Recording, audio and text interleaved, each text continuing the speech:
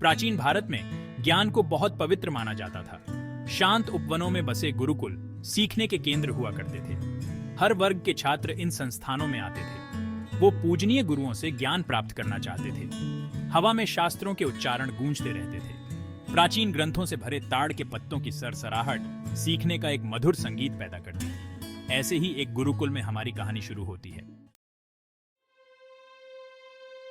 उत्सुक दिमागों के बीच वरदराज नाम का एक छात्र था, एक होशियार लेकिन चंचल आत्मा। वो अपने साथियों की प्रशंसा करता था जो आसानी से सीख लेते थे। हालांकि वरदराज को बहुत संघर्ष करना पड़ता था। कॉन्सेप्ट्स उसके हाथ से रेत के कणों की तरह फिसल जाते थे। वो श्लोकों पर लड़खड़ाता था। उसकी याददाश्त उसका साथ नहीं देती थी। निराशा ने उसके उत्साह पर एक लंबी परछाई डाल दी। उसने अपनी क्षमताओं पर सवाल उठाया। क्या वो विद्वता के लिए नहीं बना था? दिन हफ्तों में बदल गए। वरदराज का आत्मविश्वास कम होता गया। उसने अपने गुरु की आंखों में चिंता देखी। उसने अपने माता पिता की उम्मीदों का बोझ महसूस किया। एक शाम ओवरवेल्म्ड होकर उसने जाने का फैसला किया। उसने अपना मामूली सा सामान पैक किया। एक कपड़े के थैले में उसके सपने थे। जैसे ही वो चुपके से चला गया, उसकी आंखों में आंसू आ गए, जिससे उस गुरुकुल की उसकी दृष्टि धुंधली हो गई जो कभी बहुत उम्मीदें जगाता था। वो लक्ष्यहीन भटकता रहा। उसकी असफलता का बोझ उसके दिल पर भारी था। वो एक शांत नदी के किनारे पहुंचा। एक बूढ़ी औरत धीरे धीरे बहते पानी के किनारे बैठी थी। उसकी आंखों में सदियों का ज्ञान था। उसने धैर्यपूर्वक सुना जब वरदराज ने अपने दुखों को बयां किया। जब वो खत्म कर चुका तो वो मुस्कुराई। मेरे बच्चे, उसने कहा। उसकी आवाज एक मधुर धुन थी। एक छोटी सी चिड़िया भी लगातार प्रयास से पहाड़ को भी हिला सकती है। इंट्रीग्ड होकर वरदराज ने उसकी तरफ देखा। उसके भीतर उम्मीद की एक किरण कौंध उठी। औरत ने आगे कहा, अभ्यास मेरे प्यारे महारत की कुंजी है।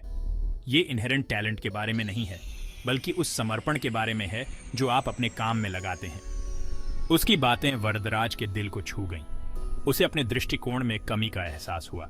उसने शॉर्टकट्स खोजे थे, सिर्फ अपनी बुद्धि पर निर्भर था। उसने लगातार समर्पित प्रयास की शक्ति को नहीं समझा था। नए सिरे से दृढ़ संकल्प के साथ वरदराज गुरुकुल लौट आया। उसने अपना गर्व निगल लिया और एक और मौका देने की विनती के साथ अपने गुरु के पास पहुंचा। उसके गुरु ने, जो बुद्धिमान और दयालु थे, उसका स्वागत किया। इस बार वरदराज ने एक अलग मानसिकता के साथ अपनी पढ़ाई शुरू की। उसने अभ्यास को अपनाया, हर पाठ की डिलीजेंटली समीक्षा की। उसने श्लोकों का उच्चारण तब तक किया जब तक कि वो उसकी याददाश्त में रच बस नहीं गए। धीरे धीरे उसके प्रयासों का फल मिलने लगा।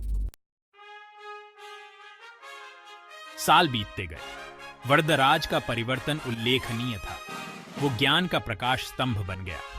शास्त्रों के बारे में उसकी समझ बहुत गहरी थी। उसने स्पष्टता और अंतर्दृष्टि के साथ बहस की, अपने साथियों का सम्मान और अपने गुरु की प्रशंसा अर्जित की। एक संघर्षरत छात्र से एक प्रसिद्ध विद्वान तक का वरदराज का सफर सभी के लिए एक प्रेरणा बन गया। वरदराज की कहानी हमें याद दिलाती है कि महानता कोई मंजिल नहीं है, बल्कि एक यात्रा है।